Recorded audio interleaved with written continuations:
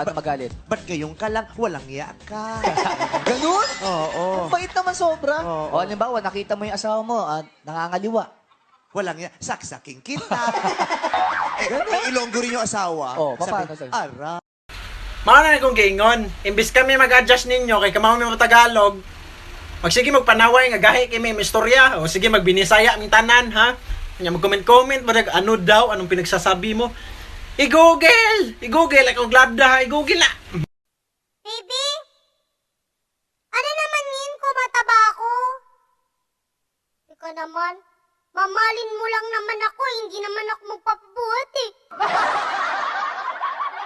Ang init. Ang init, no? Pero okay na to.